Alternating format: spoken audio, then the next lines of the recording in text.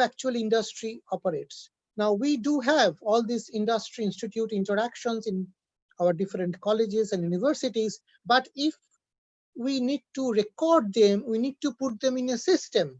What I think is that all of us should try to develop a very good system so that in the case of any exigency, in the case of any problem, in the case of any unforeseen circumstances, the system should respond as much as possible. Now, I would end my talk with giving an example from strategy, as we call it in management. You see, whenever you have something to implement, we have three axes in the strategy. What are those? Number one is predictability. How far you can see the future, or is the future predictable? Second is malleability. Probably you can see the landscape, but can you change it? Third is survivability. That is, given a very difficult situation, can we come out unscathed from the situation? And management gurus have come out with different strategies to negotiate these different terrains, like something called an adaptive strategy, where you need to continuously adopt. You act, you do something, and then based on the feedback, you fine-tune your actions. Maybe we have to do that right now. We are doing something, we are recording lectures, we're putting out, but let's see the feedback, and then let's fine-tune our strategy. Then there is something called, even more interesting, it's called a shaping strategy. And what happens is, when we have a very, very young, immature landscape ahead of us, we together can shape that ecosystem. That is very, very collaborative in nature. And today, I think, apart from embarking on an adaptive strategy, we also need to take up this shaping strategy. Together, let us work hard to make this digital pedagogy, digital initiatives successful to start with in our university and all the ecosystem of the university. And let us then gradually scale up to the state and to the country at least. So I think if we push it forward in a strong fashion, in a determined fashion, and our Vice Chancellor is there, let me tell to all the participants, our Honorable Vice Chancellor, Sir, Professor Shoikat Moitru, has been leading the charge here, and he's always there to help us. I think as a university, we can make a really good mark in this initiative. So with these words, I would like to conclude my talk. Once again, my heartfelt thanks to the organizers of this webinar for organizing a very, very timely webinar and for inviting me for sharing my views. Thanks a lot. Thank you, sir. Thank you very much for your enlightening speech and word of wisdom. It is always nice to hear from you. And I now request Professor Anirban Mukherjee, sir, Principal Officiating RCC Institute of Information Technology, Kolkata, to say a few words. Sorry. Hello. Hello. Manoj, am I audible? Am I audible? Yes, you are audible. Oh, Somen, thank you for allowing me to say something. Firstly, I would like to express my heartfelt thanks and gratefulness to Professor Mukherjee for kindly acceding to our invitation to present something in this webinar series. And it is so nice to hear from an experienced person like him. We have been knowing him for so many years, so closely we have been watching him, and he's a very senior pro in academics. In university, we have learned always from him. So it is again nice to hear these words of wisdom, particularly in this very relevant topic of today's. So I again express my thanks, my thanks on my behalf and also on behalf of the organizers and behalf of RCC Institute of Information Technology. and the School of Pedagogy that we have recently established in RCC IIT. So thank you again, sir. Thank you very much from the core of our heart for kindly delivering your beautiful presentation. My thanks also to the principal RCCIIT, my old friend, Professor Anirban Mukherjee. We have been friends for a very long time. Yes, and sir. I hope that RCCIIT will be able to achieve much growth under your stewardship. Thank you. Thank you very much, sir, for your word of encouragement. We will try to keep up to your expectation with the guidance of you, Honorable Vice Chancellor, sir. We hope to achieve something more in near future. So with this, I'd like Manos to kindly check whether Mr. Rajat Mukherjee has joined as panelist, panelist of the second session today. Yeah, thank you, Professor Mukherjee. So basically, we'd like to share something. This has created a tremendous problem since last two webinars. Number one is after this webinar session, we'll be sharing a link through which you have to submit the feedback, and it will be activated up to half an hour from the end of this session. After that, you can download your certificates, and definitely that will be available after 2 hours. So I have received so many emails from different persons. Maybe they are from our college or other colleges also. So it is my kind request to note down the links so that you can download your certificates. And till now, Rajat is. We are waiting for the Mr. Yes, Rajat Mukherjee. I think he will be joining very soon. Yeah, very He will soon. be joining very soon. He has given us a message. Manos, may I ask you a question? That certificate probably we are giving every day, no? Yeah, for Every every day, day we are separate giving the certificates. separate certificates. Okay, okay. So, is there anybody who has not got certificate for the previous two days of webinar, Yes, 28th yes, and yes. There are 22nd? two, three persons who have not received the certificates yet. So we'll Okay, be sharing those certificates by today. okay, okay, fine. So, rest assured, those who have not received the certificate, as Mr. Manos Ghosh, who is coordinating this entire webinar, and his associate Prem also, I must mention his name. We are very thankful to them. They have been consistently monitoring this webinar right from the starting day on 28th, and they are receiving all the calls, all the chats, and all sort of problems. And we can keep faith on them. They will definitely arrange to send you the certificates. And my special thanks to Prem also, who is in the background and looking after all the technicalities of this Zoom platform.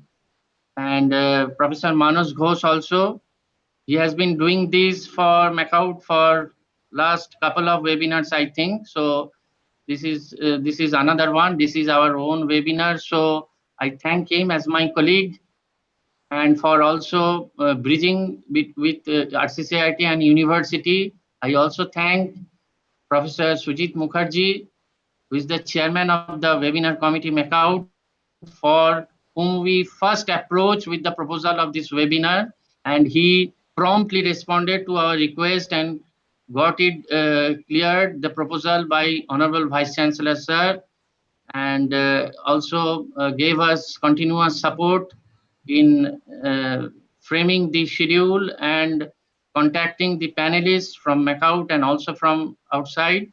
So we express our thanks to Professor Mukherjee as well, Professor Dasgupta, Professor Indranil Mukherjee, and definitely everything is possible under the very able leadership of Professor Dr. Soikat Moitro.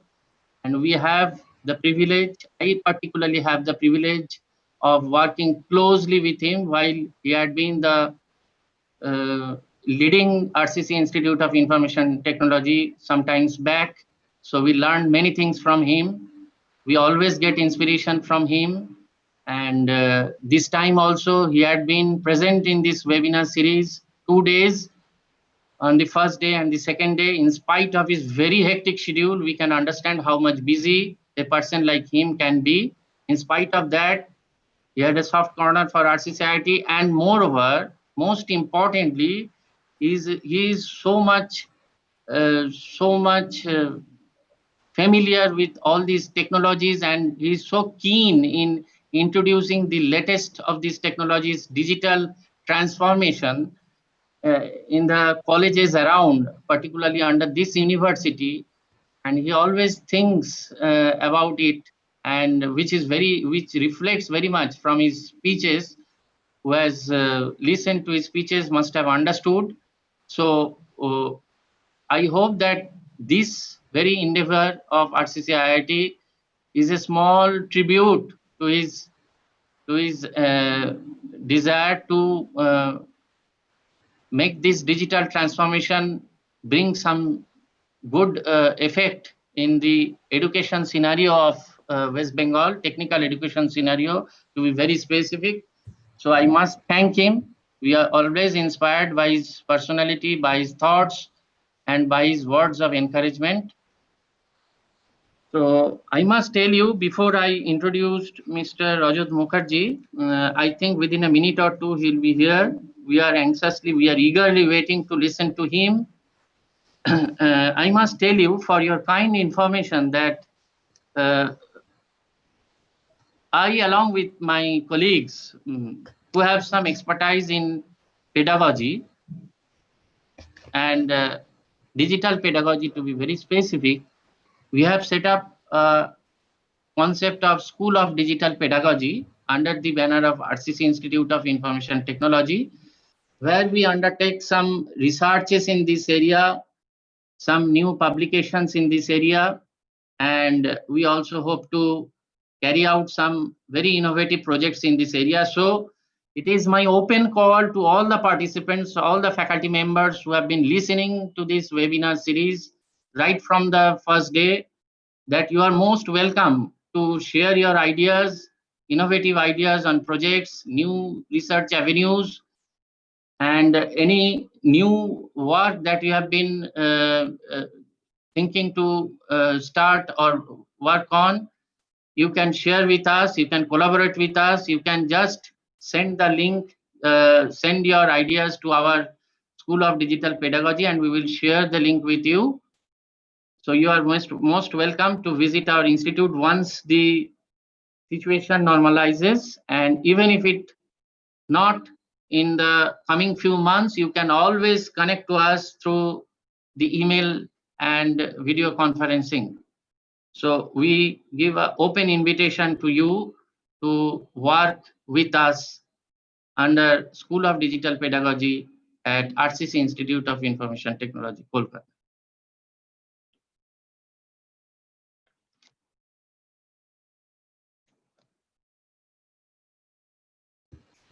Thank you, sir. Thank you very much.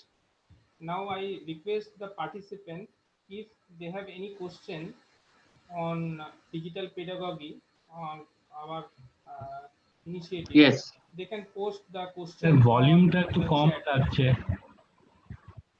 They can post the webinar on webinar chat. Prem We can answer those questions.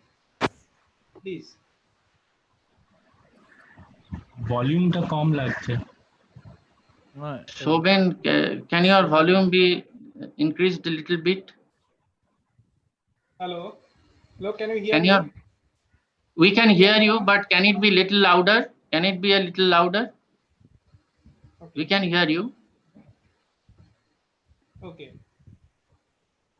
Little Now, louder hello? if possible. Now, hello. Can you hear me now? Yes, we can Hello? hear you. It's okay. It's okay. Yes, yes. It's okay. Okay. Actually, there is some technical fault, I think, for that reason.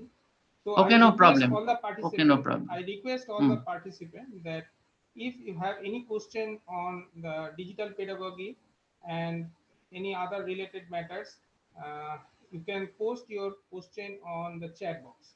We can answer those questions. So about feedback and about the certificate, what we can say that after the end of the session, the feedback link and the certificate link is given. If you immediately save the link and you post your feedback, after 2 hours, you can easily download the certificate from the certificate link. It can be easily done. Homen, may I request you to kindly type the School of Digital Pedagogy email address in the chat box? Okay, just wait for me, sir. Yes, yes, please.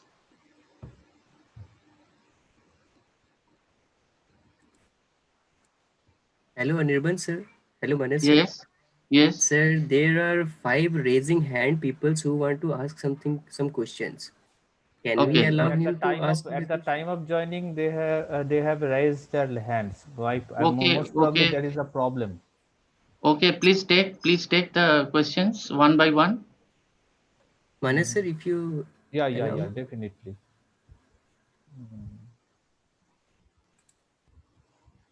Sir, Sheikh Faridullah. Hello, Hello. Sheikh Faridullah. Yes, sir. Good afternoon. Yes, Yes, good sir, you may afternoon. ask. Yes, sir. I am Sheikh Faridullah. I work as an assistant professor in Indian Institute for Production Management, Odisha, Rourkela. Okay, Sir, I okay. belongs to the place where scheduled tribe and scheduled caste students are reading. Yes, Basically, this digital pedagogy. Then we have started our general classes since last 2 months. But the problem what we face that the student are not reachable sometimes because they're tribal student, they belongs to very village or remote places. So how this digital pedagogy like help those kind of student, and what are the alternate like to retain those student to teach them? What this is the basic challenges we are facing as a teacher. yes. It's a very relevant question, very practical question, I would say. In fact, here in Kolkata also we face the same thing, though we are in Kolkata, but Hmm. some of our students, they reside in remote areas. So whenever we started, say, not even live classes, Google Classroom, and started giving assignments, somehow they reached us and told us that, sir, I just cannot reach you. I just cannot respond to your assignments. I just cannot listen to whatever you are saying or materials you are giving. So it is becoming very difficult for us to follow you, sir. So can you please defer it, or any other arrangement can you do? So this was the problem we also faced, and not myself, but many of our colleagues, and we discussed that in our academic committee meeting, and we arrived at the solution that immediately better not to start with live classes. Rather, we should go for static information sharing in platforms like Google Classroom, so that if there is no question of missing on real time basis, somehow they would be able to access to those information at least 2 days, after 2 days, 3 days, or 1 week. Sometime they would get access to that platform through the mobile device or any other device of some of their friend or relative, so they can go at their own pace. So Hmm. that what yesterday Mr. Arpan Deyasi, one of my colleague, he mentioned in his presentation that, can we, is this a solution, or there should be some blended kind of learning? In fact, we have to match and mix according to our target audience. We cannot stick to a particular technology, particular mode of information sharing. So it depends on the demography of the population that we are catering to. So we have to organize online live classes, as well as we have to give all the recordings, or I would say the materials in static mode, say in doc form or PPT form in the Google Classroom. which we can expect that without going for a real-time access, they can access some time afterwards, and they don't miss, they get some flavor of that. So other than this, you don't have any solution right now. It is open to my colleagues, Manas or Somen. They can also throw some light. That's a very relevant question he has asked. Yeah, I got your answer, Professor, and I'm very satisfied. This is the only way we can cope up Yes, with the I think you can situation. try with that. You can try with that. Sir. Thank you so much. Thank you so much. Thank you very much. Thank you very much. And I also like to just share that what Professor Indranil Mukherjee has just said about the Mhm. synchronous and asynchronous mode of teaching. So if you go in the synchronous mode, the internet connectivity actually big issue. But we can also complement those synchronous connectivity mode by using the asynchronous connectivity mode. Like let's say a particular PPT or a note, it can be easily uploaded to the website or Google Classroom. If the internet connectivity is not up to the mark, if he or she is not getting, the students is not getting the 4G connection, then if it is possible to download for a particular time in 3G, then at that time he or she can download the material and he or she can study. This is an unprecedented condition. So for this unprecedented condition, what we can do, we can easily give some material to those who are not getting some internet connection, good internet connection, and by this we can do at most. I think Professor Manoj Ghosh can also share his views also, because he has some experience to for dealing with students. Professor Manoj Ghosh, please.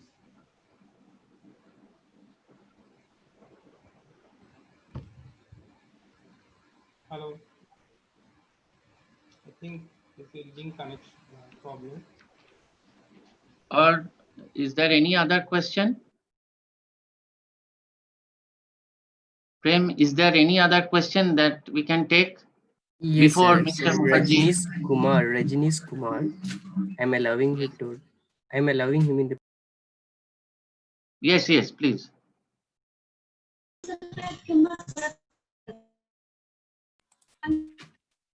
Hello, Rajnish Kumar. Hello. Please unmute your microphone and you can ask the questions.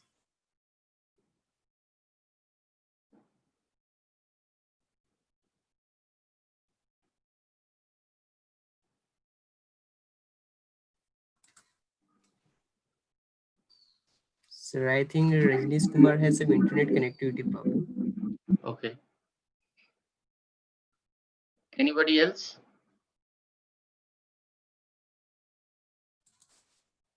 Taghata Dev. Please unmute your microphone and you can ask your question. Sir, I have a question. Yes, Tathagata, please. Yes. My question is regarding the practicals. Though we are doing the practicals on various digital platforms, since we teach the basic science, so we are going for the virtual labs, like we are going for Amrita University as we have done. So how can this be supplemented with some more means accessories, means more, how can it be so much fruitful?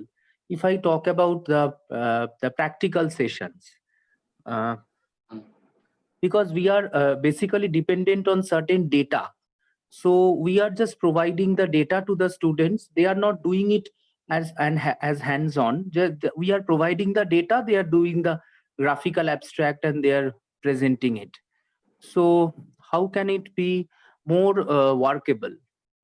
Okay, I'll take this particular Yes, question. sir, please. Sir, please. Yes, thank you, Anirban.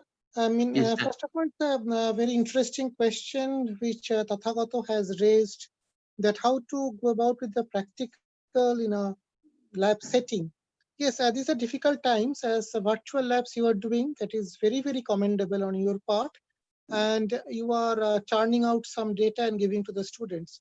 But looking ahead, Tathagato, what you can probably foresee is that it is the data which is going to be important probably down the line, and not so much the hands-on experience which students of our time used to do, because much of this work will be taken over in a mechanized way, either by robots or by some such agency.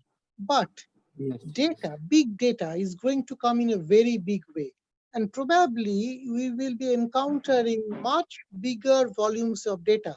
I mean, we have computer scientists with us, probably Yes. Yes. more than me, they are better qualified to speak about this matter.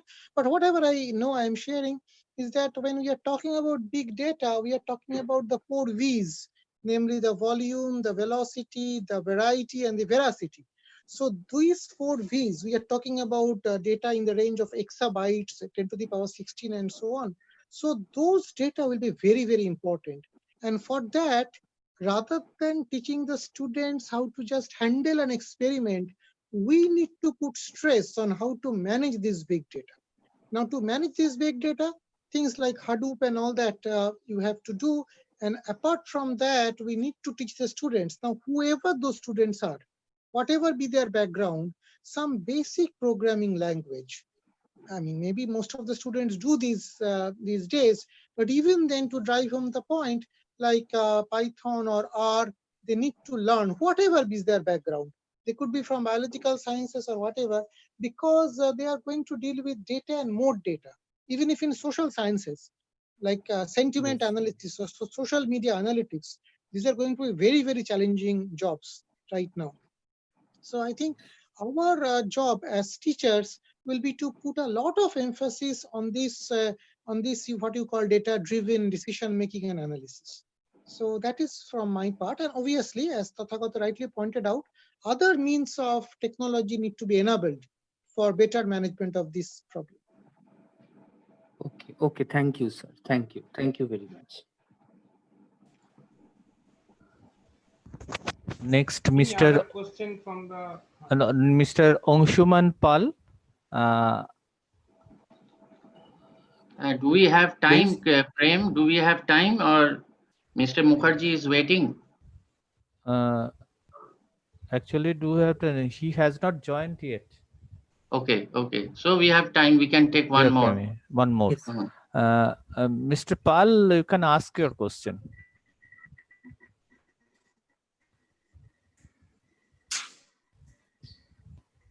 Mr. Suman Pal. Hello. Hello. Yeah. Hello. Am I audible? Yes, sir. You are audible. Yeah, sir, can you categorically reply in terms of professional education? Where will the digital platform take us in COVID? It was great listening to you. Although it was not a part of discussion today, but it will be quite relevant to hear it from you. Hello? Am I audible, sir? Yes, you Hello? are audible. Audible. Yes, Yeah, you are my audible, but can you kindly repeat your question? Yes, sir, I will. Sir, I wanted to ask for categorically for professional education, for professional qualification. Does the digital platform is going to change our entire thing because of this COVID-19? Okay, I'll answer that. Hello? First of all, see, Yeah, sir, please. first of all, see, yes, COVID-19 is a trigger. Is a trigger, as I said at the beginning. But professional education has undergone and is going to undergo a sea change. See, people are talking so much about lack of jobs and all that. We see it everywhere. What I would put it is, it's not lack of jobs. It's that the jobs have been reconfigured or reoriented. That is very, very important. Now, I will tell you an anecdote. When I was about 20 years back, I used to work in a software company, which was based out of Santa Clara in the United States. And our executive vice president, he was a veteran, American from the Silicon Valley. And he used to tell us one thing, which I still remember very distinctly. He used to say that in software industry, half-life of your knowledge is 18 months. That means whatever your knowledge is today, today is 23rd of July, in 1.5 years' time, my knowledge is going to be half of that. Now, today, probably that has shrunk much more. 18 months was 20 years back, so it has shrunk much more. My friends in computer science discipline will be better equipped to tell that. But this is one aspect of professional education. So we need to be very, very fast in terms of professional education. Now, if we want to be first in terms of professional education, we need to put more stress on these digital modes of learning, like from these different platforms, from earning certificates and all that. Even in those days, you had Oracle certification, or you had Microsoft certification, Cisco certification, and all that. Things have changed a little bit right now. You need to have some kind of an accreditation, like what are the things like artificial intelligence or machine learning, or say cryptography or robotics and so on. So you see, it is very difficult to learn this. Once you are out of college or university, you can't just go back and learn every time. But these professional platforms will provide you the right mixture of knowledge and skill here. Now, when you go to approach an employer with such a certificate, it is going to stand you in good state. I'm sure about that. I think that partly answers your question.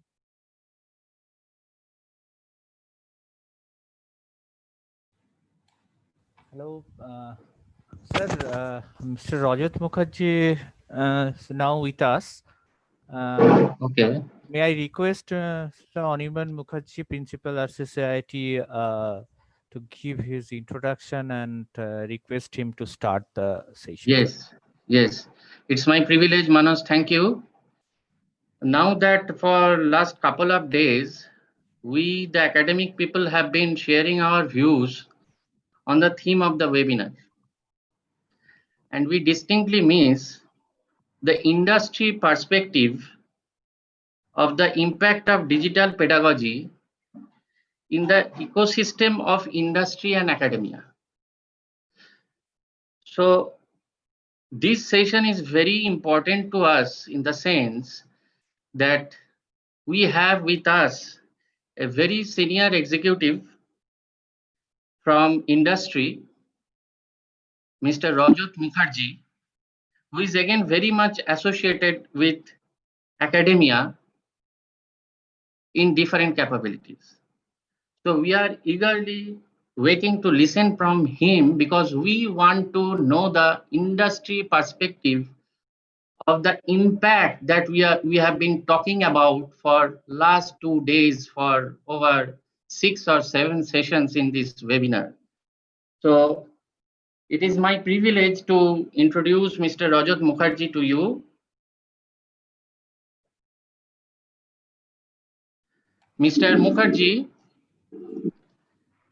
has around 4 years of experience of working in software industry. Thank you, Mr. Mukherjee, for kindly responding. He worked in organizations like PwC, IBM, Data Core Systems in the past, and currently for more than 15 years associated with Cognizant Technology Solutions. Few clients where he worked for include MetLife, Citibank, Gillette, Novartis, Staples, GSK across domains. He is working presently as principal architect in the artificial intelligence and analytics practice of Cognizant.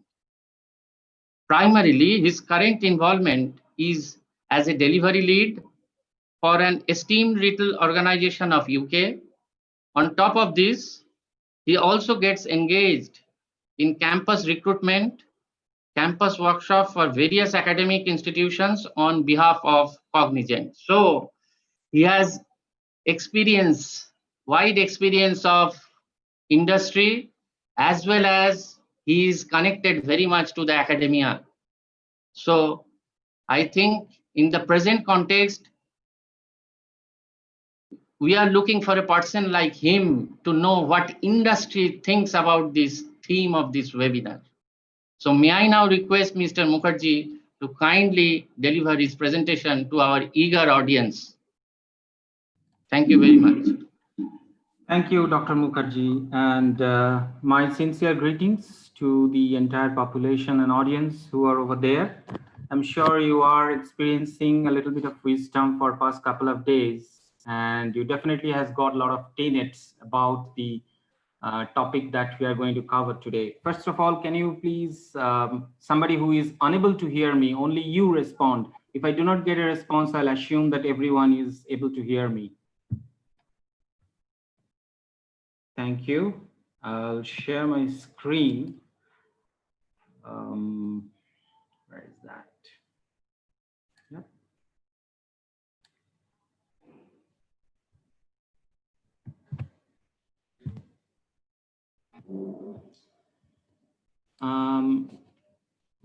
Let me know if you are able to see my screen. At least I need one response, Professor Mukherjee or anybody. Yes, we can see. Yes, sir. Okay, so I will try to keep it very simple and crisp. First of all, regarding me, you got all the introduction about me, and that's the kind of an introduction that I would always love to hear about myself. So thank you for that. And I thank the organizers. Myself, Rajat Mukherjee, I am in industry for around 24 years, and my mother is a homemaker. My wife is a part-time faculty who is stationed in Germany now for Berlin School of Business. And I'm blessed with one daughter who is in class 10. So that's about my family life. And I am currently working in Cognizant. So with all that introduction, let's quickly jump into the topic. So thank you all. I'll start with a small parable. I'm sure some of you, if not all of you, have heard about this. It's a parable of a poisoned arrow. Long back, a disciple of Lord Buddha, he went to his guru and asked him, what about my life after death? And it was a little bit awkward question for the guru also, that this guy is so impatient. So finally, Buddha decided to tell him about a very small story about one person who got wounded. He was wounded by a poisoned arrow. And after that arrow entered his chest, he started to ask questions to his family members.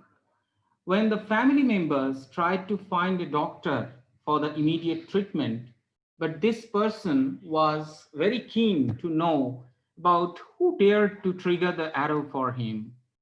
What was the tonal quality of his skin? What religion he is from? What is the material that his bow and arrow was made up of? And so many things. So what happened after that? The destiny was that he died even without getting an answer of a single question. So this poisoned arrow is COVID-19 for us. So we need to be careful a little bit.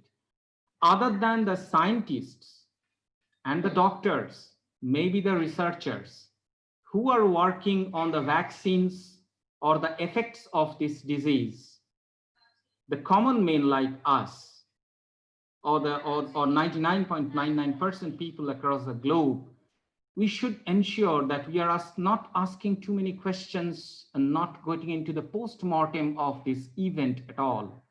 Rather, we are trying to find a resolution by which we will be able to wipe out the effect of the poison. That means the COVID-19. So that's the objective of this. So that's the reason I brought into this slide. So let me quickly jump into that, what we are going to cover today. I'll try to align it with the topic that we are discussing on the forum. So first, we would like to see that what a digital medium of education can offer us. Based on that, we will take the next step. The second thing that we are going to cover is what are the impacts of it, which is the main topic for today. So first we will cover what are the digital medium of education is offering us? Secondly, with this bouquet of services that the digital medium is offering us, what is the impact on the society, on the academics? Third thing is, definitely it's not a very rosy picture. So what would be the challenge? What would be the challenge which is in front of us with this impact and with these service offerings?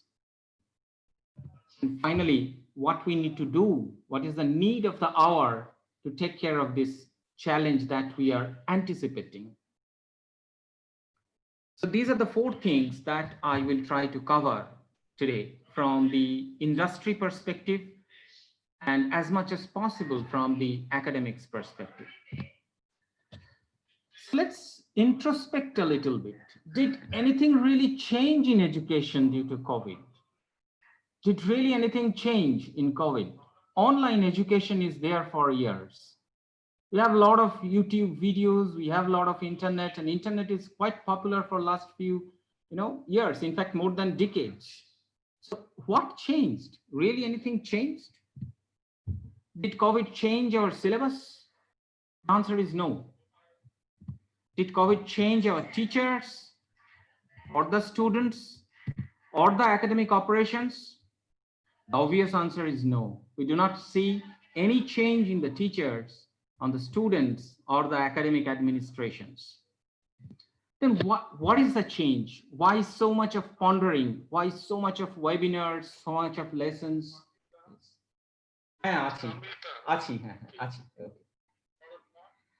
sorry, it was an interruption by my daughter. I'm sorry for that. So why this much of pondering is there for this COVID-19 suddenly? Change is only in the format of education process. I would say it is not even a change in the format or the template of education as well, because online education is there. It's not something that suddenly dropped from the heaven on the 22nd of March when COVID hit India. It's not like that. Just the difference is, think about the difference. The difference is the the offline campus is going to online, offline education is going to online. And the education process is changing. We are imparting education over an webinar. If today there was no COVID, then possibly I was standing in front of you physically. So that's the change only. So we need to accommodate this change in the society from our mindset. So we need to little bit of adjust our acceptance criteria for the offering which we are getting out of this online or digital education or whatever, these buzzwords. Let's take a step back here. This gentleman, he once said that education is not the learning of facts. It's a training of mind to think, which is really lacking. I'm sorry to say that this is lacking in a majority of the academic institutions, in academic, I would say, syllabus and everywhere. For whatever reason, because of time crunch, because of the orientation of syllabus we have, or because of orientation of our society, or the tug of war between the academics and the industry, the final objective of education, which this wise person conjectured once upon a time, that education is the training of our mind, we have completely forgot that. My request to the audience is, we have a limited time today. Keep this statement of Mr. Einstein a little bit backward in your brain, and we proceed. We flow through the slides and see what happens next. So what are the offerings of the online technical education? Remember the words, very closely look at the words: online, technical, and then education. So we are trying to union all of the offerings for this online education and the technical education to bring it in front of you. So first thing, it is the virtual collaboration across geography. The online access of so many students across continents, across hemisphere, it has become very easy. So one candle from one hemisphere is now eligible to light up another few candles in another hemisphere, possibly the remotest corner of another continent. So this collaboration is very much possible. It is increasing. Remember one thing, I'm sure there are a lot of faculties who are there in this audience. There are two types of responsibilities a college teacher or professor is catering to. One, they are preparing a class of students who are still dreaming for their academic progression. Some people are thinking about a post-graduation or going into the research and other fields. And there is another class of students who are very keen to join industry for a good pay package. So this is the two classes of students, two types of aspirations, two types of outlooks that one single professor is dealing with. So when I'm talking about this virtual collaboration, this means you can collaborate with the premier universities or institutions nationally or internationally. There are so many eminent professors who are teaching in TIF or IIMS and Kanpur IIT and all the premier institutions within India. And I'm sure that some of the faculties who are present in this audience or beyond this audience, they have a lot of friends and colleagues, and they have good understanding and relationship with the people who are in the same profession across geography. So you can always very easily collaborate with those people. Think about a situation, you are delivering a lecture where the audience consists of not just 35 students. It is consisting of 135 students, of which 35 are your own students who can anytime be physically present in front of you. And the rest 100 students are spread across geography from New Zealand to Greenland. So it sounds a little, it was not possible even a couple of decades ago, but because of this online access of this education, this has become very easier. And think about the advantage that we are going to get, the kind of knowledge sharing that we are going to get, we are going to exploit through these online features, these across geography collaborations. Let's come to industry now. In industry, there are so many organizations who are in America, who are in Germany, who are in France, who are in New Zealand, and so on. East Europe is also coming up quite fast these days, who are very keen to know and see that how do you work? What is your life in a day for organizations like TCS, Wipro, or Infosys, or even mid-sized companies like Mindtree and so on. So how do you do that? It's not possible for you to finance the flight fare or accommodation. Forget about COVID. But all these things, even in a normal scenario when everything is proper, the weather is not turbulent at all. At that time also, you cannot expect this much of expenditure. You cannot afford this to send the students for 15 days to them. It's not possible. So at this point of time, it is an expectation from these clients that I want to see the best of the breed students who are coming up with some novel ideas.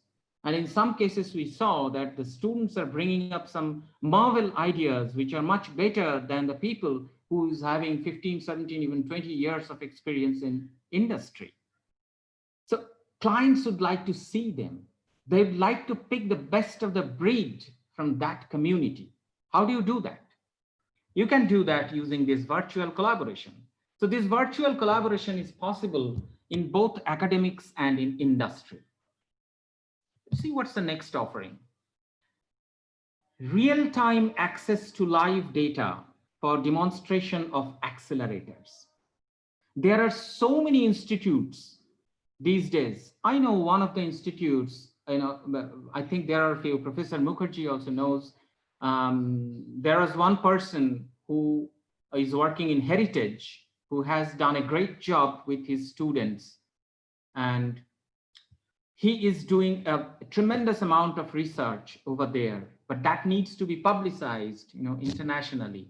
So sometimes these accelerators which are being developed in India needs to access live data, because normally during testing of anything, we germinate the data from our own thought, which is biased. We need to prove that whatever I have done is correct using my favorable data set, which is not acceptable for the industry, for the advanced organizations. Some of the clients where I have worked on, they prefer to see the people who have live data experience, which the students do not have. That is why students are not very welcome into the high profile or high visibility projects, because the clients think that they do not have the feeling of the gravity of the projects that is being carried out. This bottleneck can be overcome by using this feature of online. While imparting the online technical education, a request to the professors that you connect to the subset of the data, which is live data. But these days, trust me, there are organizations, retail, banking, healthcare, especially healthcare, who is more than willing to expose their private data set to the external world. And that data set is huge. That data set has all the types of data. I was listening to somebody who was very concerned about big data. So this data set, some data sets are small data, some data sets are big data, and it is a complex data. So you reserve your 6 to 8 months of study where the students would be able to see this data and appropriately build their accelerators with a testing phase running on this data set. You are definitely going to win a lot of edge if you can do this and show that testimonial to the customers. Third is abundance of intellectual properties in the web. Needless to say that in one physical classroom, you can only refer one magazine or one research paper or one example. You cannot cover more than that. You are not going to be allowed to do that at all. So if you throw the light, going back to Mr. Einstein's advice, if you train the student's mind to be so inquisitive, to be so widely thoughtful, that they themselves will learn how to access the data from the JP Morgan Chase, or how to access data from the AstraZeneca, who are doing a lot of research in COVID or similar diseases. And they can build their programs, they can test out their accelerators using that. So there are a plethora of intellectual properties in the web, which is accessible to anybody, anytime. So exploit these advantages. Next is accommodation for more students in online lectures. Imagine a piano lesson that is being imparted by somebody in France, and the people, the students, are sitting somewhere in Chennai or Bangalore, maybe in Dhaka or South Africa or wherever. So it's a bunch of students who are sitting across geography, and they are listening to this. And the teacher is sitting somewhere in a remote corner of Paris in France. It is possible. So you can accommodate more number of students which is not possible in the classroom. And during COVID or post-COVID, when the classrooms will open their doors for the students, at that time also, we are not sure, or we do not know at all, that how many students or how many human beings will be allowed at what distance within themselves, within a classroom. But in online education, it's completely risk-free from any disease or anything, where you can accommodate hundreds and hundreds of students. Even think of a situation that in the education process, that days are coming when a participation of the parents are gradually becoming welcome. They are participating into the education process. You are very well, you can sit on a chair in the same room where your children are getting the online education, and you quietly observe that how the education is being offered to them and what is their reaction. That's a great advantage. Next is easier collaboration and training for students with professional organizations. Who doesn't want? I'm sure all the faculties here who are working for different colleges and universities, you will definitely be keen enough to have industry orientations, not only subjective, but some objective, demonstrative, and participations from the organizations. For example, the RCC IIT is organizing a digital workshop with TCS. Think about a value that is going to impart. I would say that one couple of hours of digital workshop with Tata Consultancy Services is going to give you a knowledge which is worthy of 12 physical classes, probably more than that. So this digital collaboration and training by professional organizations is increasing day by day. And that's one of the offerings of the technical education. Next is wider choice of high quality resources yielding improved outcome. What is this? In industry, whenever there is a new project, there is a conservative mindset that I want this person to be physically located in Bangalore or in Pune or at on-site, probably in London, probably in Canberra or whatever. Sometimes it becomes difficult for family reasons, for organization reasons, or whatever. So COVID has forced us, it is forcing the companies to consider the people who will be allowed to work from literally anywhere on the globe, who will be able to give you the same output, possibly more, using this online feature. So the companies are going to get the best resources. And these best resources are coming out of the colleges. So if these colleges have digital workshops in their curriculum, if they exploit this feature of online technical education, then they are 3 steps ahead. They're going to give a lot of benefit to the students, and it will be an auto campaigning for them. Trust me, that's the process. That's the expectation. So COVID is a blessing in disguise for this particular aspect. What next? See, it shows some different musics in a football and so on. Distant education, reduced mobility, it will give you, it will generate you some money. This you not means the faculties, this you means everyone, each of the families. So you can invest that money for the online extracurricular activities, singing, dancing, learning some musical instrument and so on. Is it possible at all? Does it make sense? Let's watch a video. Go to the next slide. So this little girl of the age 12, Upasa Talukdar, she's from Assam. I'll not play the entire video, but I'll play a little bit about it. understand that the sorry state of affairs when we talk about gymnastics, but there's still huge hope because Upasa Talukdar, the new star, the new kid in the block, I must say, she has got laurel for the state in the third edition of Khelo India Youth Games 2020. She has performed.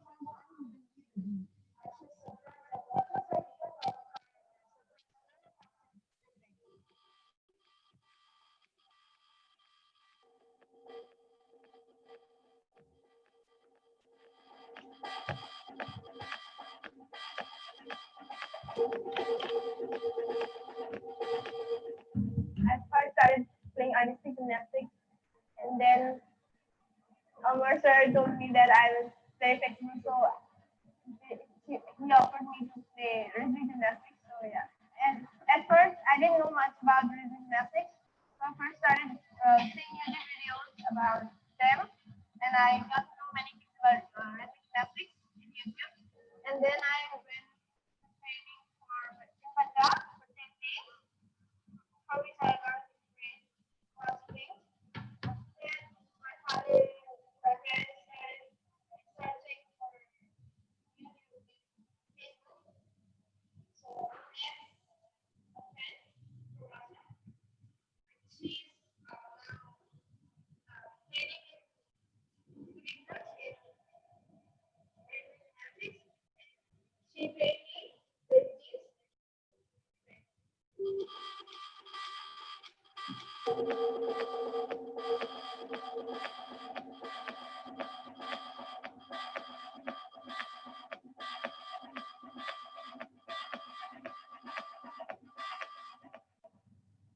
Talking about Upasa, she has a few groups that is with very limited equipment. So what did we see? It's an event which really took place in our country, in one of the neighboring states where we are stationed right now. This little girl has picked up the gymnastics. Forget about education, forget about the classroom and anything. She picked up gymnastics by looking at different Russian videos in YouTube.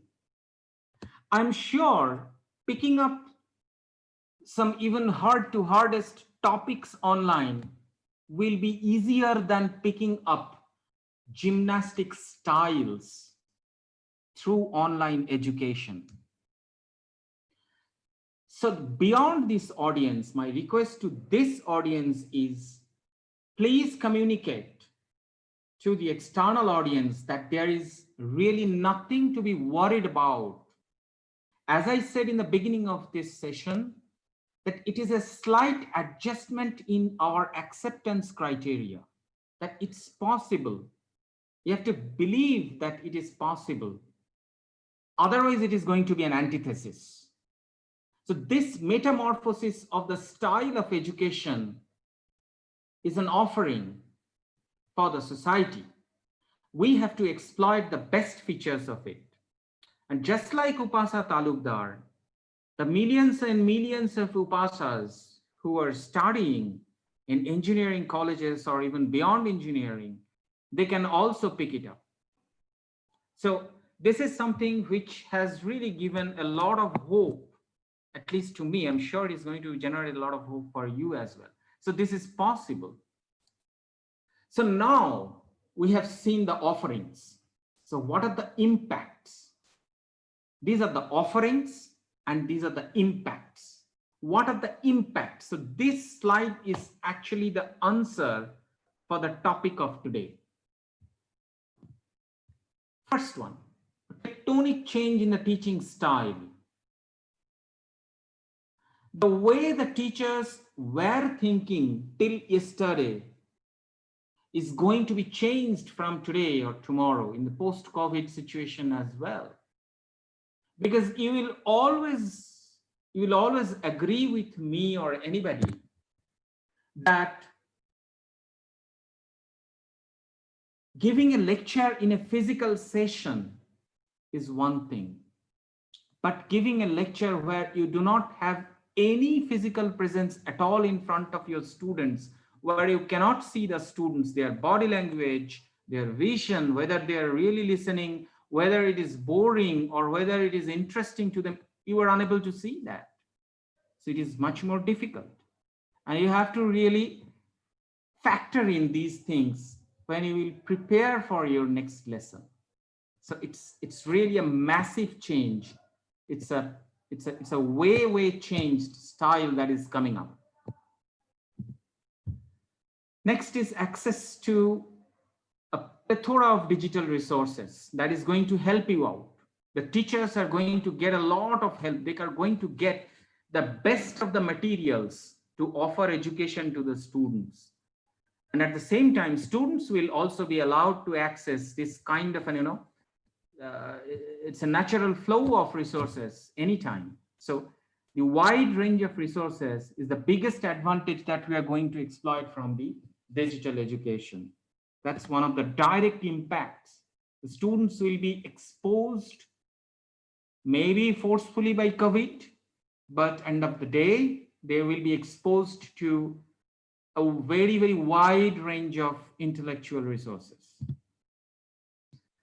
Next is the increased number of collaborative digital workshops. That's what we covered some time back. I'll not elaborate it. I'm sure this has been well taken by all of you. And the fourth one is an effective fraternity of academy and industry. That's the biggest advantage that the academics should be willing to take. The industry also should be willing to take. There are two advantages that industry is going to get if there is a perfect collaboration or a regular collaboration with the academic. Number one, it is very cost effective.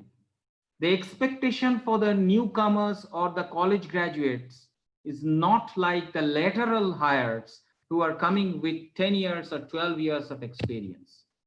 You may think about that whether they have the intellectual readiness for this.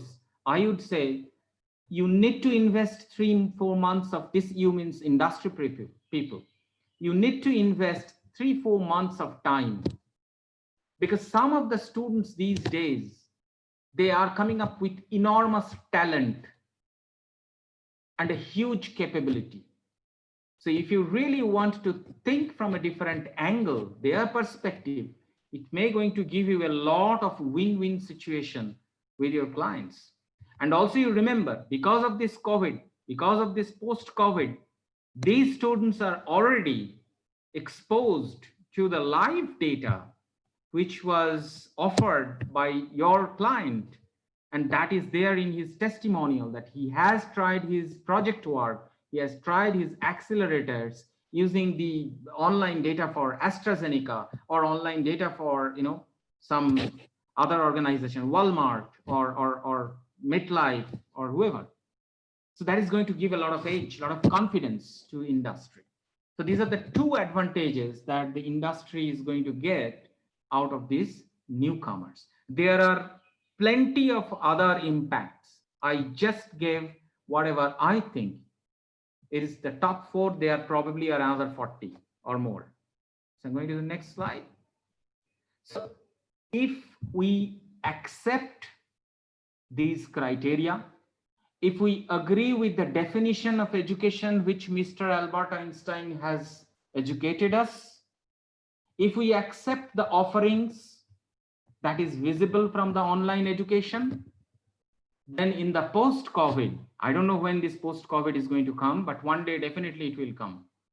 At that time, we are going to see all the things which are excessive and expensive are gone. If not gone, certainly it will decrease. Collaboration and innovation is going to increase, because this homestay, staying in home, looking at online things, instead of 4 hours, we are getting 14 hours in a day when we are spending time, and we are almost married with the internet. So definitely the innovative ideas will be evolving. It will constantly get evolved. Next is academic modernization and industrialization. That is once again going to increase. Employability quotient. I'm not getting into the details of employability quotient, but in a nutshell, it is a process by which you can keep yourself up to date. It's a continuous improvement process. There are a few other factors of employability quotient, but the most important one is your relevance for the employer. So this employability quotient is definitely going to increase because you will be exposed to work with an enormous set of people from different culture, different breed, different culture, and different religion and whatnot. So from different countries you are working with now. Every day you are interacting with them. Every day you are exposed to their expectations, frustrations, their do's and don'ts, and so on. So naturally, your flexibility, your resilience is going to increase a lot. Quality of teaching, naturally it will increase. Even if we don't want to, then also it will increase. Most important thing is the family bonding is going to increase. Today, I'm spending 24 hours with my daughter. She knows I'm there to troubleshoot any of her problems, even outside education process as well. That gives a huge amount of trust, huge amount of confidence, and huge amount of relaxation. But at the same time, too much of dependency is not good. So I'm not getting into the negative sides today. So family bonding is definitely going to increase a lot. And there are so many others also. These are something which came on top of my mind during the weekend when I was preparing this day. So this is something which I thought. So it is not easy. I'm painting a very rosy picture for you, but probably it is not that easy. There are so many inherent challenges are there. We all know the challenges, but still let us see. Look at this picture. This little beautiful girl is sitting alone somewhere. She's probably thinking about her friends who are missing beside her when she's getting a very high impact education online. This is not good. Lack of togetherness. Versus see the picture on the right hand side. These people are celebrating their day because they are in a college, they are in university, they are in some institution. So that is one of the challenges that we need to take care of. This loneliness may always trigger a depression. Dangerous, very dangerous. Lack of infrastructure, no internet. Even if right now when I'm talking, I don't know whether you are connected or not. I certainly do not know. I see my laptop is running, but I don't know whether I'm connected or not. So this is there. And I don't know how many of you are connected, how many got disconnected in the middle and joined back. So this lack of infrastructure is the biggest problem these days. So we need to do something. What's the need of the hour? Because COVID is there, the poisoned arrow has hit us. We have the poison which is slowly mixing up with our blood. That's going to destroy our DNA, RNA, chromosome, and everything. So what we need to do? We do not have too much of time left. So we need to do something. So what's the need of the hour? The need of the hours are resilience. We need to be resilient. If we, from the morning till evening, when we close our eyes, we think that we are in trouble, then definitely the rest of the night also, we are going to dream about something which is not favorable for us. So we need to be resilient. We need to know how to handle our stress. It's very important. Next is parenting, loneliness, lack of togetherness, online education. Everything is going to, it is going to be meaningful only when this parenting is in place. It has, trust me, it has a lot of impact on the digital education. Otherwise, the children are going to, they're not going to get fun out of this digital education, which has so much of power. the kind of strength that digital education has. It is a parent's responsibility to pursue their children, that you are sitting in front of a selfish giant who at the end of the day is going to give you a lot of fruits from that tree in the garden. So don't get afraid of that. It is a parent's responsibility for that. Third thing is we need patience. It's not that when the arrow hits us and we are going to our guru or go to our industrial boss or going to our teacher and ask him that what is next, how our exams will be done, what will be the questions. Don't think about so many things right now. We will see that when the time will come. So be patient. That's very important. Next thing is we have to be an Arjun for Mahabharata. There's a focus. We need to steer ourselves in such a way that we are not lost in this turbulent weather. COVID is enough to create the almost certainly all types of hassles in our life. So we need to be focused. We need to be disciplined. Now going to the actual important thing. We need internet availability to everyone. At least the people who are sitting in front of an education, sitting in front of a laptop, we need internet connectivity. If we don't have that internet connectivity, then all the previous 9 slides are absolutely meaningless. They do not carry any value to anybody if we are disconnected. That is something we need to work on. Next is shared lab.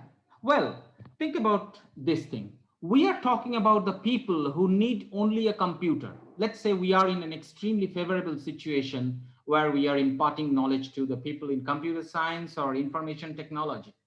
The only apparatus they need in a lab is a computer or a phone or maybe a tablet or something. That's there. We have internet connectivity. Done. But the topic for today is online technical education, and technology is not just computer science. There are engineers who are coming from electrical engineering, civil engineering, mechanical engineering, electronics, ceramics, architecture, and whatnot. And they require an intense to very intense hands-on into their laboratory. How is it possible? Can a computer or a laptop provide that? Never.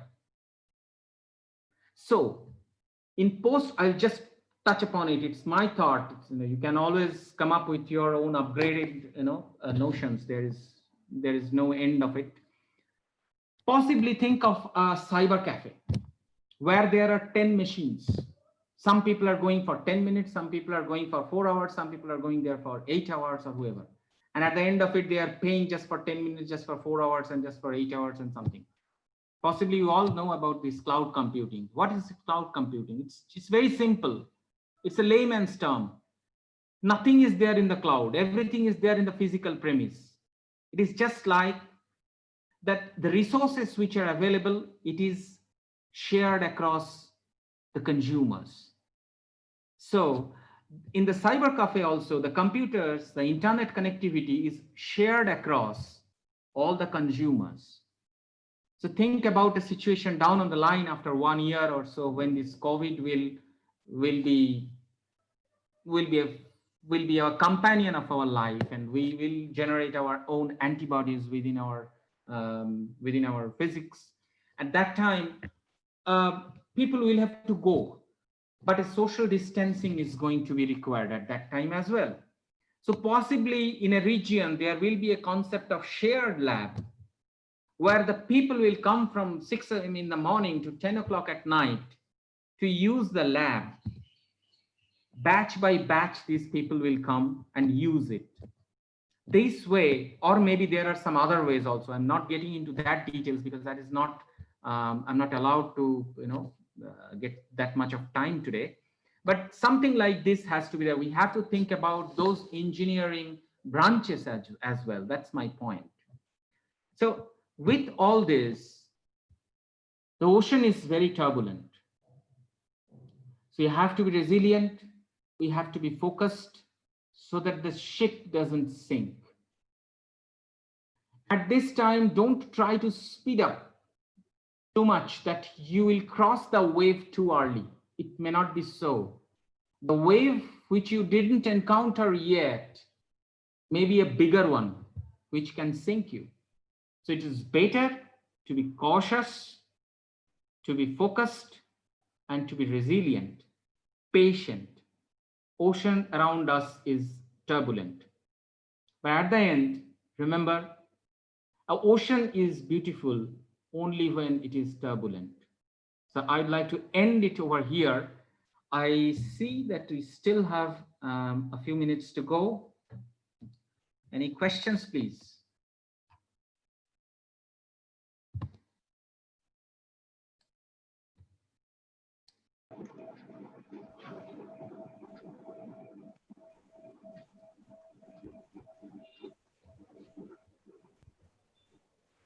Hello? Hello. Yes, Manoj, but you may invite questions as Mr. Mukherjee has already invited. Yeah, one question is asked by Mr. Jaideep Mukhopadhyay. Yes. He asked if somebody, especially students, has no internet connection due to their geographical location, how do they get digital education? The thing is, I don't know if you have seen, there are, I would suggest the person, Mr. Jaideep, who has asked this question, and to the audience, I'm sure this is a question for everyone. Try to look into wherever you have connectivity. You will see that there are two types of materials available in the websites like Edureka, in Udemy, and those. You have something which is online, and you have the material which is available, which has the same set of slides along with the text, which is available offline. You can download that in a PDF format or whatever. So if available, then you can access those materials and straight away you are done. But at the end of the day, you need some internet connectivity to download it. So you can download it. There is no other way. Thank you, sir. The next question is from Mrs. Shatrupa Chatterjee. She asked, virtual lab conduction seems to be difficult to mitigate practical sessions like ours in physics lab. Change in syllabus structure seems to be the only solution. I afraid need suggestion from experts. Brilliant question. I'm not directly answering your question. Let me give you an example. The time, imagine the time when the first ATM card was introduced from a bank.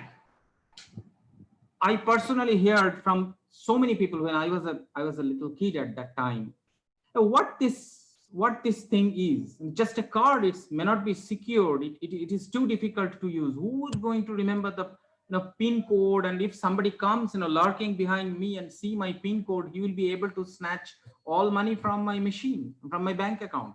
There were 100 million questions, probably questions more than the ATM booths across the world was there. Are we not accustomed with that ATM card these days? We are.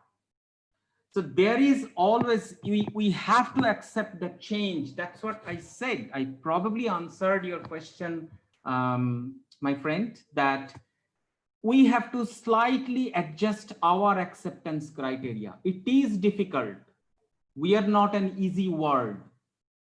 But remember that growing up a human being also is very difficult. It is more difficult. So the difficulties will be there. Don't think about all this because the poison is touching your blood. If you have the ability, you start accepting that. Without acceptance, you are not going to get the food which is prepared in the kitchen. So, I would request you not to remain hungry and question that what kind of food it is, why salt is little, why sugar is more, and so on, so that you will remain unfed. So accept that it is difficult. You will feel the difficulty, but get accustomed to that, because that is what going to come for future. We are not going to stop education for our children, for our next generation, and anybody. Especially for these fundamental sciences like physics or chemistry or mathematics, once again, it will be difficult.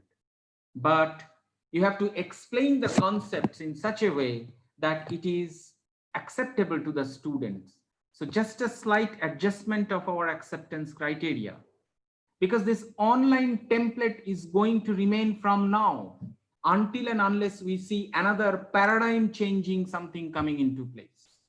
It's a paradigm change that is coming up. You can compare this with a first innovation of fire millions of years ago. Maybe when the innovation of a wheel during Indus civilization. Maybe when Michael Faraday has discovered electricity. So these were all paradigm changes in human civilization. So something like that. COVID also has pressed a reset button in our life, which is basically igniting a lot of different concepts. Let's get accustomed. Let's get into the swimming pool and start swimming. You'll see it's not difficult. Don't sit just on the seashore. Jump into it. It's not difficult. Yes, for the laboratories, the physics, chemistry, these students, biology, these students require a lot of laboratory. That's a separate discussion. One of them can be shared lab with, I have said. There may be some other concepts also. I do not want to cover it over there. I know I'm not probably answered fully your question, but I gave you the idea that this is the clue. We have to accept that. There's no other vaccine for this.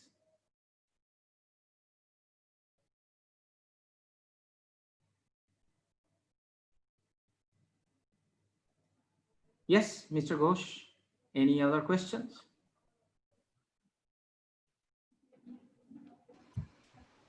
Hello, there is another question that will the virtual collaboration... Can you be a little louder, please? A little louder, please.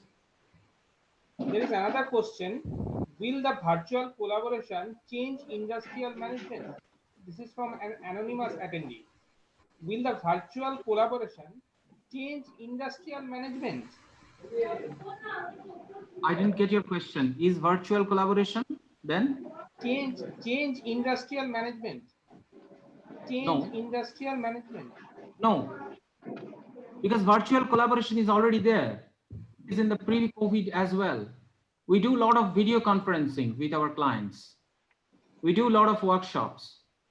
The point is, COVID is forcing us to do more.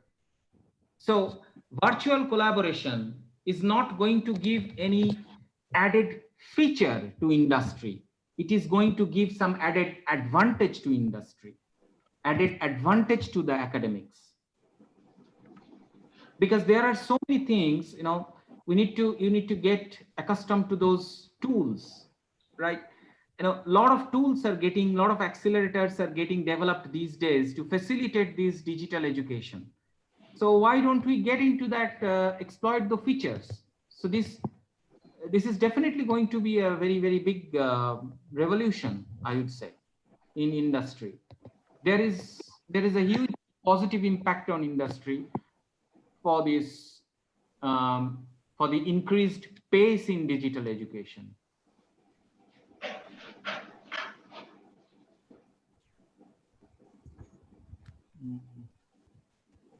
There is a question from Sheikh Faridullah. How can we share our chemistry or physics lab? Oh, most probably Rajesh sir has already given this answer. Already answered. Listen. Is already answered. Any new question in a new direction? No, there is no question.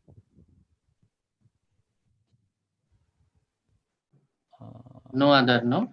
No other questions? There is a question. I'm glad that there are no other questions. So I sincerely thank the organizers, Professor Mukherjee, Mr. Ghosh, and everyone else, especially the faculties who have attended this.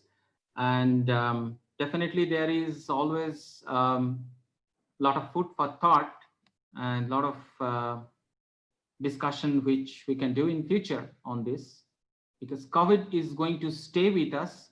We are going to stay with COVID. Yeah. Thank you very much, Mr. Mukherjee. My sincere thanks on behalf of RCC Institute of Information Technology, the organizers. It has been jointly organized by MAKAUT and RCC IIT. And in fact, it's a very nice word that you have spoken, that it will remain in our mind that COVID has probably pressed the reset button in our education system. So we have to familiarize with it. Suppose it's a new OS.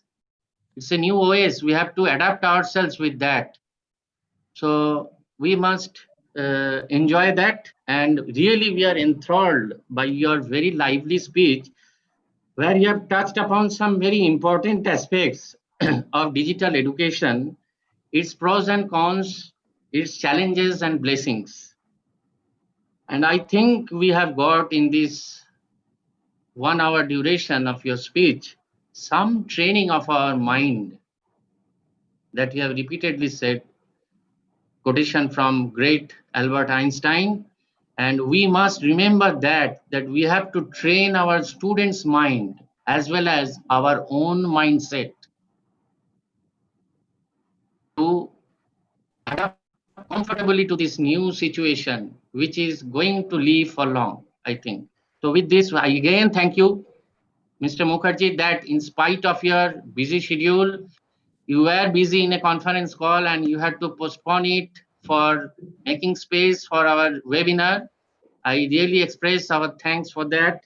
And in future also, we hope that we would get your association and your rich speeches for our students as well as for our faculty members.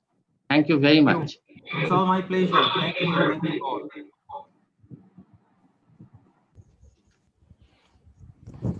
Prem? Hello? Yes, sir. Could you share the links on the screen? Sir, we have all the links for first day, second day, and third day, but we will show partially so that they can take all the links. Yeah, that So will be better. links for the presentations, Manoj?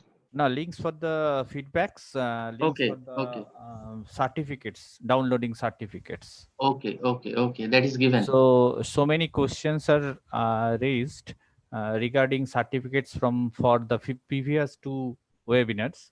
So we have decided to display all the links so that they can just take a note of it. Nice. Thank you, Manoj and Prem also. So the audience, the participants can take note of these links from where you can get your certificate. I think for the previous 2 days, most of you have already received certificates. Those who have not, please follow these links and get your certificates. So even if you don't get any problem, you can mail us back and we are there to respond to it. So once again, I thank on behalf of the organizers, the gracious support of Maulana Abul Kalam Azad University, the Honorable Vice Chancellor Sir, Professor Mukherjee, Professor Dasgupta, Professor Sujit Mukherjee, and Prem, and also Mr. Manoj Ghosh for their wonderful support throughout. And I thank my colleague, Mr. Somen Mukherjee, Mr. Arpon Deasi, Mr. Arup Bhattacharya, Mr. Arindam Mandal, who took the lead role in organizing this webinar series, in planning this webinar series, contacting the panelists and doing all sort of liaison. And I also thank my institutional academic committee members, all the HODs and FICs, particularly FIC academic, Dr. Abhishek Basu, and FIC training and placement again, Mr. Manoj Ghosh, and all the HODs and all my colleagues of RCC IIT. So without your support, all the participants, my special thanks to them for participating in this webinar. Without your participation, this would not have been successful. So in future also, we hope with your response, we are encouraged. We also hope to organize similar webinar or conference series, either in online mode webinars or in our institute, jointly with MAKAUT or ourselves, or in collaboration with any of your institutes. So we would expect, we welcome proposals from you in this direction. And as I said earlier, all innovative research ideas in digital pedagogy and its applications in intelligent applications of digital pedagogy. We welcome research ideas and collaborative ventures with School of Digital Pedagogy, RCC Institute of Information Technology. So with this, I thank you and stay safe, stay calm, and welcome this new system, and go ahead enjoying teaching learning. Thank you very much.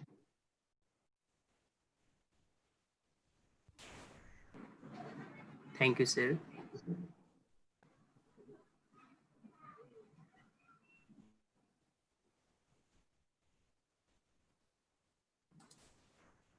Manas sir, kindly instruct the participant to take the link from either from the chat box or take the screenshot.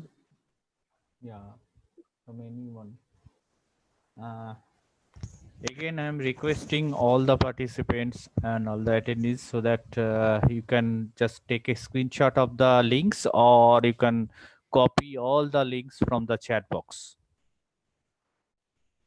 Please give your feedback within 30 minutes, and your certificates will be available for download after 2 hours.